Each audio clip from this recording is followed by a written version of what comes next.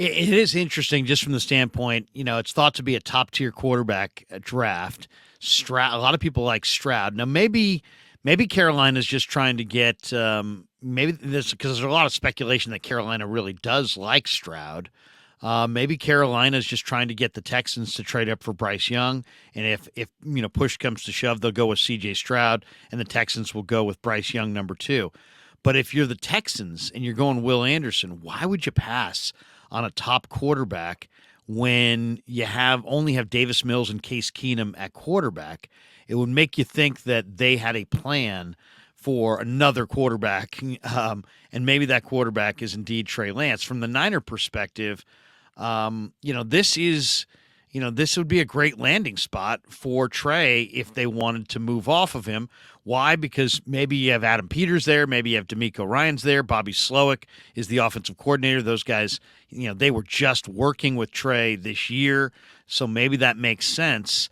It is interesting from a lot of perspectives. And the Texans, with a first-year head coach with a 6-year contract, who run the same offense, seem like they would be a good fit. And if you sit there and say, well, what do the Texans have? The Texans have the 33rd pick in the second round, which is the second pick of the second round. They also have 2 picks in the third round.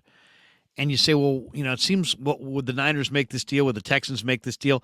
I think the Texans might make the deal because the Trey Lance, I think, is probably a better player, a better quarterback than whatever quarterback they could get sitting at 33. I believe that. And then from the 49er perspective, Jordan, I'm looking at the board, and who knows who they're looking at in a trade up. But these 6 guys to me are super exciting, and they're all right in this neighborhood in the mock drafts. Kalijah Cansey from Pittsburgh, who's just crazy good defensive lineman. I don't even know exactly what spot he plays. He's just damn good. He was the ACC Defensive Player of the Year. Emmanuel Forbes, the corner from Mississippi State, who's got 14 career interceptions in 3 seasons and like 6 pick sixes. Michael Mayer, who I'm a huge fan of, the Notre Dame tight end. Isaiah Foskey, the Notre Dame defensive end, who was at their pro day yesterday. And then, not that they need a running back, but Jahmyr Gibbs, I think, is a superstar in the making at Alabama. And then I got to throw a little respect towards the guy who, to me, has looked the best of all these prospects on the D-line in the postseason, and that's this Northwestern kid, Adetomiwa Adebawore, who's 280 pounds and just looks – I mean, I can't even really describe to people what he looks like on film. He's like a super fast bulldozing player that nobody can stand in front of. He plays with such crazy power at 280. He's not really an edge rusher. He's not really a tackle, but he's just awesome either way you cut it. So, I mean, all those guys are on the board, and if you wanted one of those guys with that pick, if you said to me, what do the Niners need to get out of this draft, or what do they need to get if they traded Trey Lance? They need to get a great football player. It doesn't matter what position they play. It doesn't matter if they're a running back, a D tackle, a corner. They need if they're going to move Trey Lance, they need to move Trey Lance for a great football player. That's how they're going to get better. So what do you think? I mean, you think the Texans could move a high second-round pick for Trey Lance? Is that too high? Would you rather have the 2/3 if they said, hey, we don't want to give you the second, but we'll give you the 2/3? Would you rather have the 1 high second or the 2/3? I'd probably take the high second just because the 49ers already have 3/3, and I think there's a realistic way they could jump up 10 or 15 spots if they really like a guy and package some of those picks. I was surprised when they made the amount of selections they did last year. I thought they'd be using some of that extra ammo to move up the board a little bit. But I also, even a year removed from that, there's only so many spots on this roster for these guys coming out. They have 4 picks in the 7th round. How many of those guys realistically have a chance at not even making the roster, but the practice squad at the end of the day? Those are things you have to think about when you're making these kind of decisions. So I would definitely take the higher ceiling that you probably get with a player going at 33. The thing that's kind of interesting to me, though, is where's the divide, right? Because these reports don't just come out of nowhere. And especially with someone like Charles Robinson, for people who don't know, is a very, very respected reporter. He's not somebody that's ever going to put something out that just is, clickbait rumors from, there's substance to whatever is being reported by somebody like that. And it doesn't mean that everybody at an organizational level has, lost belief or they're not as high on Trey Lance as they once were or whatever it may be, but it's coming from somewhere. And I think that there has been plenty that we've seen since then that would kind of indicate that, hey, the confidence level isn't where you'd probably want it to be for a guy that they invested that much capital in. So I'd be curious how much, hypothetically Adam Peters and, realistically DeMeco Ryans, who's already there, like, what's their feeling on it? Because I wonder how much they would want to be investing in a player like that. But just in terms of not just the Texans in general, I saw Isaiah Foskey at the Pro Day yesterday, and he's big. He's a guy that, you look at and you're like, oh, man, you pair this guy on the other side of Bosa, you have him rotating with Drake Jackson. That'd be a dynamic pairing. It would be very difficult for opposing offenses to game plan for that. And I think a lot of these guys, a lot of the meetings they do and a lot of the stuff they do in the pre-draft process, it's just good business to meet with as many teams as possible. But I did think it was interesting that he was there meeting with them. He wasn't working out.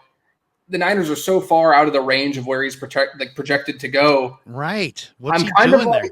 is this just due diligence in case we do end up in the second round? Because this is a player that fits what we like to do. And that's something where it's kind of like, I don't think that means like they have some, under the table handshake deal that's already in place. But I definitely think it's like, hey, if we do end up moving a guy that we could get back this range of pick for, we need to do some homework on some prospects there, while also not wasting top 30 visits on a pick or a player going in a pick that we don't have currently in our arsenal. So it's kind of like, hey, we might have a pick at 33. Let's get this guy in here and meet with him on something that won't count against those top 30 visits. We'll use the top 30 visits for the guys projected to go in the range. We already have somebody. So I do wonder if that's something that kind of factored in, if that makes sense.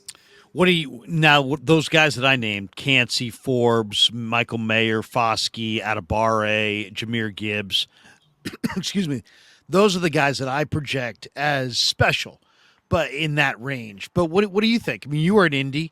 You've watched a lot of these all-star games. You watch a lot of college football. What do you think of that group of guys? Do you think those guys would be there? Do you like any of those guys? Yeah, absolutely. I definitely like a couple of them that I've been able to watch a little bit more. Cansey's a guy that's he's incredible. He's incredibly slippery. His burst is ridiculous for a guy, they had, like you said, they had him lining up all over. I've seen snaps of him playing 4-eye, snaps of him playing 3-tech, where they're getting him in on guard centers, and his explosion and his ability to disrupt plays in the backfield is something that it's special. And I think that he's one of the guys I'm watching closely because the skill set is great, but I think the measurables is something where it's kind of like, I don't want to say undersized, but it feels like, that's the one knock that I've heard kind of repeatedly is that if he was just a few inches bigger, he would be a guy that would be a top 5 pick in the class based on his production and just the blazing 40 time he had and all that. I think Mayer's a really intriguing tight end prospect, but I'll be honest, I'm a little biased towards Darnell Washington out of Georgia. I think he's a guy that would be tremendous if the 49ers were able to take him, especially given how much they love to run the football. He's an absolute specimen, just an incredibly athletically gifted player.